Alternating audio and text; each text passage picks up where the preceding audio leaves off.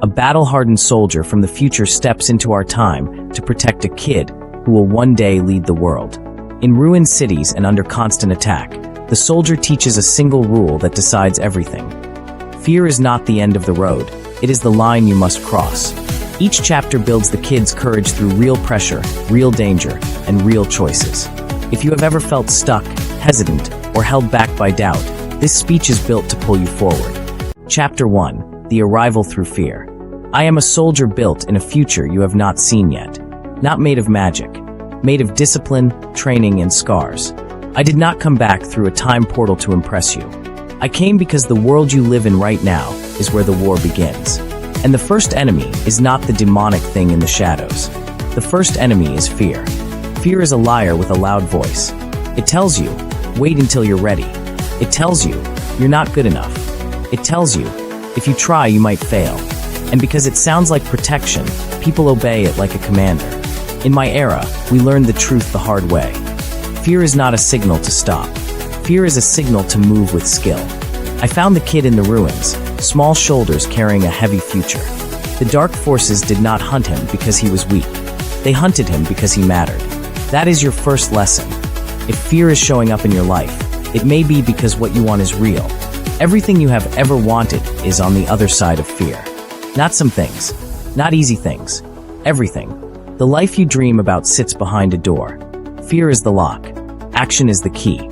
Chapter 2. The fear you feel is the map. We moved through broken streets where the air tasted like metal and smoke. The kid kept looking for a safe path. I told him there isn't one. People waste years searching for a life with no discomfort. They want confidence without awkward moments. Success without risk. Love without vulnerability. Growth without pressure.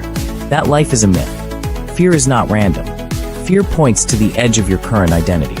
It gathers around the things that would change you. That is why your heart races before the interview. That is why you hesitate before you start the business. That is why you stall before you speak the truth. So I gave the kid a rule we use in the future. Follow the fear, but do it with a plan. You do not need to become fearless. You need to become trained. Courage is not a personality trait. It is a habit. We build it like we build strength. One controlled rep at a time. One hard conversation. One early morning. One more application. One more attempt. One more step into the dark. Fear says, what if you lose? Discipline answers, then I learn. Fear says, what if they judge you? Purpose answers, then I lead anyway. Chapter 3. The War Inside Your Head. Night fell. The monsters grew bolder. But the real fight was in the kid's mind. I saw it in his eyes, the fear of being responsible, the fear of being seen, the fear of not being enough. That is the same war you fight. Your mind will show you worst-case scenes like a broken movie projector. Failure, rejection, embarrassment, loss. It will try to keep you small because small feels safe. But safety is not the same as living. In the future, we teach recruits to separate signals from stories. The signal is real, your body is alert. The story is optional. This means I can't handle it. That story is a lie.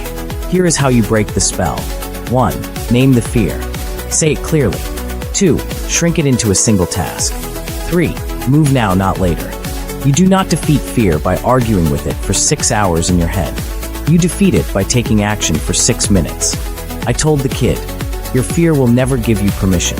You have to move without it. And when he finally took the first step, the dark did not disappear. But he did something greater.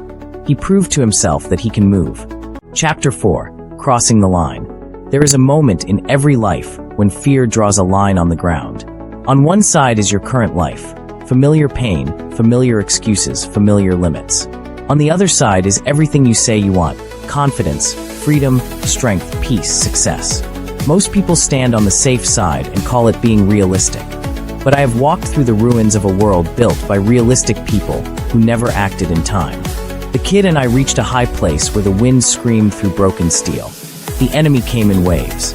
I could protect him for a while, but I could not live his life for him. That is another lesson. The people who love you can support you, but they cannot cross your line for you. So I put power in his hands and responsibility in his heart. Not because he was ready, because the moment demanded it. That is what fear hides from you. You do not become ready and then act. You act, and that is what makes you ready. If you are waiting for perfect confidence, you will wait forever. Confidence is built after you show up, not before. So cross the line, send the message. Start the workout. Apply for the job. Quit the habit that is killing your future. Speak the truth. Begin the work. On the other side of fear is a stronger you. Chapter 5. The future belongs to the brave. In the final stretch, the air itself felt heavy, like the world was holding its breath. The dark wanted the kid to hesitate, to freeze, to doubt. Because hesitation is how good people lose their lives without ever fighting for them. I stood beside him, not as a hero, but as proof. Proof that fear can be carried. Proof that pain can be endured. Proof that purpose can outlast panic. Listen closely. Fear will always stand guard at the door of your next level. If you want a better body, fear will be there. If you want real love, fear will be there. If you want money, meaning leadership, freedom, a clean conscience, a proud mirror, fear will be there. That is not a curse. That is the doorway. Everything you have ever wanted is on the other side of fear. So do not ask, how do I get rid of fear? Ask, what would I do today if I refused to let fear choose for me? Then do that one thing. Do it scared. Do it tired. Do it imperfect. The future does not belong to the fearless. The future belongs to the brave. And brave means you move. One step, one decision, one day at a time. If this message helped you, subscribe to the channel, activate notifications so you don't miss the next video. Give this video a like, comment what fear you are stepping through this week, and share this with someone who needs courage right now.